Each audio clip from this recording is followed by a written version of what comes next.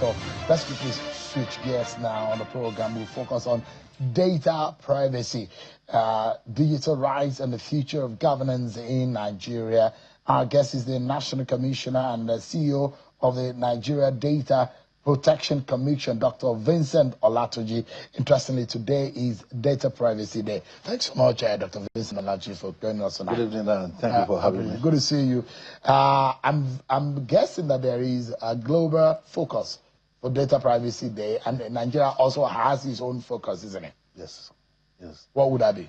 Like, maybe as a kind of foundation, January 28th every year has been declared as the Global Privacy Day. And it started as far back as 2006. And consistently, every year, it's been celebrated globally. And the theme for this year is for you as data subject, take control of your data. Mm-hmm. How do you take control of your data that you have given out to data controllers and processors? And on our part in Nigeria, we now derived our own national theme, which resonates with the global theme. And our theme for this year in Nigeria is privacy in the era of emerging technologies. We now look at the issues of ethics, trust, and innovation, which you need to balance. Yes, we want emerging technologies, we want to deploy them, we want to use them. How about the place of privacy? How do you now balance it to guarantee trust, to ensure that ethical issues are properly taken care of, and also develop innovation in the country? And perhaps, Dr. Olatunji, you see what the UK government has said using X and how Grok, which is the AI tool on X, people now will ask Grok to remove people's clothes and put a bikini on them. And the UK government has come, they've discussed it in Parliament to say, no, this is not right.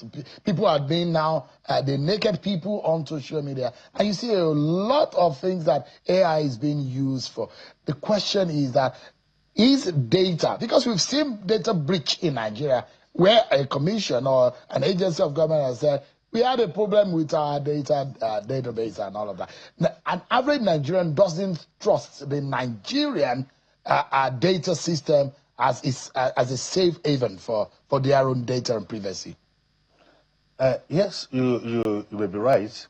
And that's the whole essence of having a law. When you didn't have a law that can guarantee that trust, that trust will not be there. Whoever owns your data, whoever has your data can do whatever they like with it. But starting from when we had this law, signed by President Bola Ahmed Tinubu, GSTFR, the 12th of June 2023, the narratives have changed. Things are getting better, that even at the level of the international community, they are now looking at Nigeria as a country that is ready for digital business. It's a country that has a law that can protect the rights, the freedom and interests of citizens. And so many Nigerians are now beginning to understand, oh, so I have a right as a data subject. Somebody cannot just take my data and use it as he or she likes it. I have the right to say, no, you can't take my data.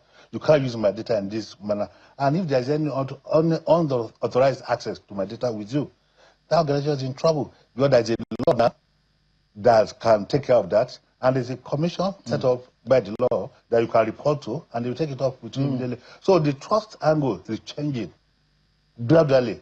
But it's a journey that we started like 3 years ago. And the good thing is that we are making progress.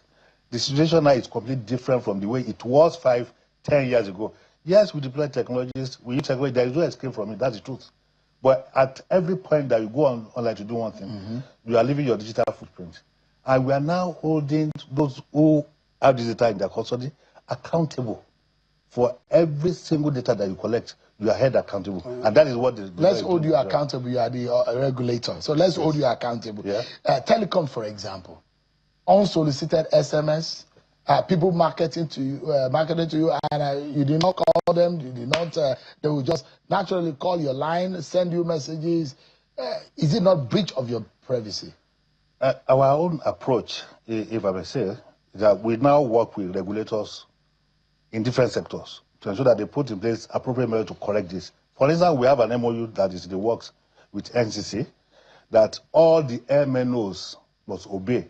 And all these solicited calls, SMS, they are things that we're already working to take control of. I think on the 5th of February or so, we're going to sign the MOU. There will be special regulations for the telecom sector.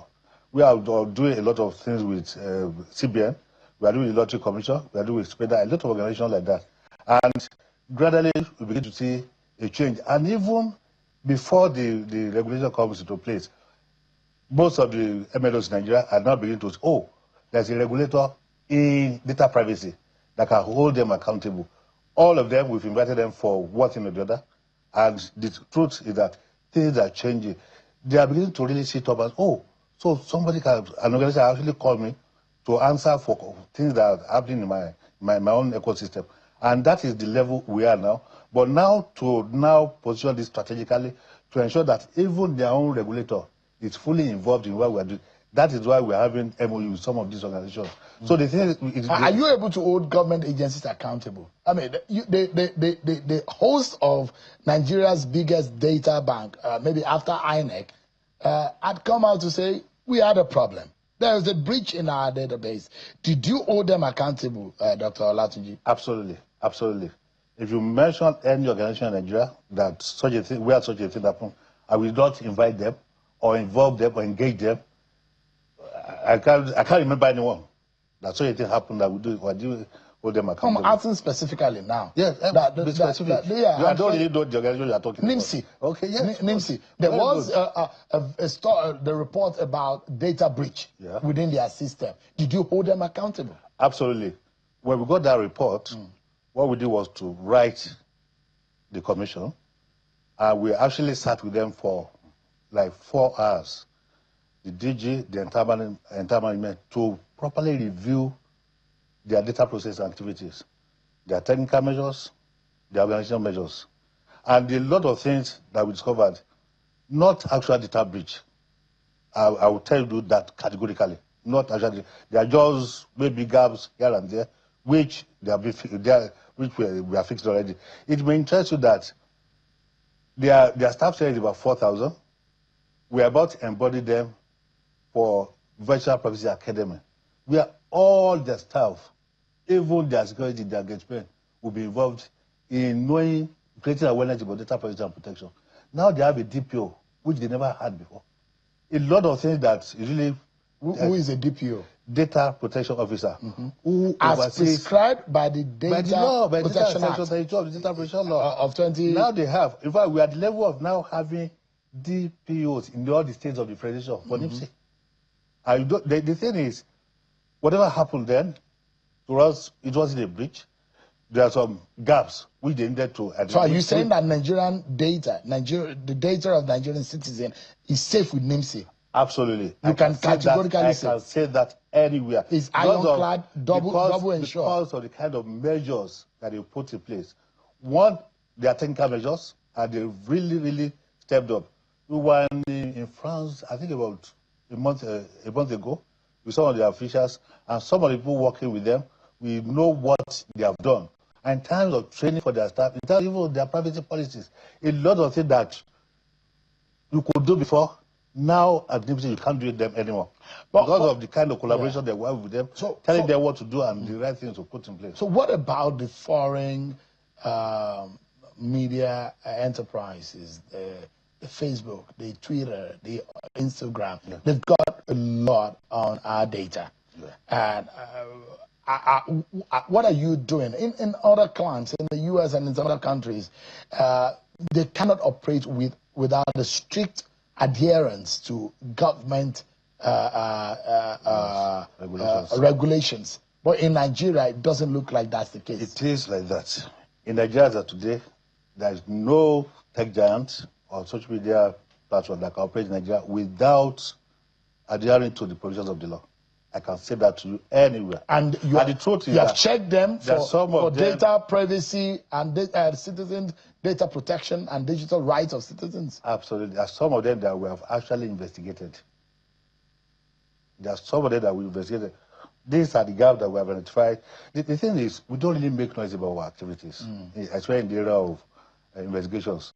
What we don't want to do is that if there are issues that we have identified in your own database, we invite you, or your data processing activities, we invite you, ask questions about some of the gaps that we have identified. I will tell you, please go and do A, B, C, D to rectify this thing. It is only when you are not ready to do the right thing in Nigeria that we can now come out to issue a fine. So all of them are being held accountable now in Nigeria. And they've seen that the business environment in Nigeria has changed. The rules have changed. The law has changed. When we didn't have a law, they could do whatever they like. But now we have a law, so they don't have any choice than to comply. You see, some of us are now victims of manipulation of AI. Yeah.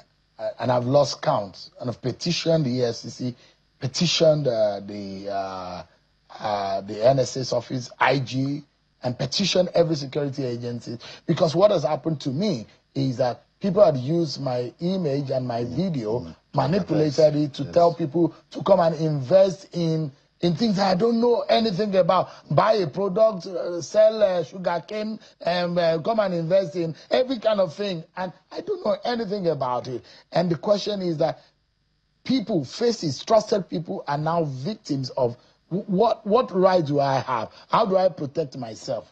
I don't know anything about some of these things, but they use my face and my name for all of these things. The truth is, you are a public figure, and such a thing should be expected. And if it happens that maybe they use your image or your voice or everything, that is one of the powers of digital technologies. And I keep telling people that it's just like when you live your normal life, offline, there are a lot of things that will happen to you, but because it's not online, people don't know. But when you are online, you're out there. And there are some challenges too that will definitely come with you going online or do want to be the popular figure. Now, that is why we are talking about the thing for this year. How do you balance emerging technology, the tools that are being used to manipulate people's image, voices, and here and there, removing their clothes, even using their voices, their image and everything. Who are you holding accountable for this? How can a Nigerian hold any, if there's a breach, how can they hold? Report to us. Well, how do we reach you? You through our social media platform, physical mails, phone numbers. Do you have all of those? We have all of them. No, can you say it, or you don't have it available? No, now? I don't have it off the my channel mind. of Just go online, search for Nigeria Data Protection Commission. To bring up our Twitter account, our Facebook, and you have 24/7. You have people that will attend to Nigeria. They will attend to. All right.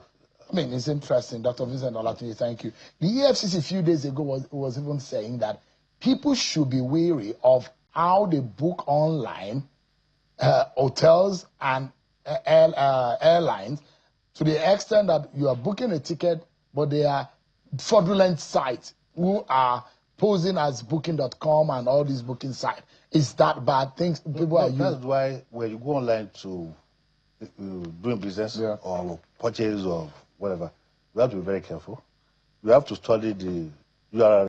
Yeah. For instance, for security purpose, most of them will end with S, like HTTP/S or something. If you don't see that, it is not secured. All right. Also, most of them should have privacy policies that will state who they are, what they do, and the kind of data they collect, cookie, management. You need to really look at these things, study them, to be able, for you to be able to decide if you should go ahead or to do business with them. The main word is caution. All right. When you are going online, check thoroughly before you give the information. That's the most important thing. Dr. Vincent Olatunji is the chairman and the CEO of the Nigerian Data Protection Commission. Thank you so much indeed for your time. I appreciate it. Thank you.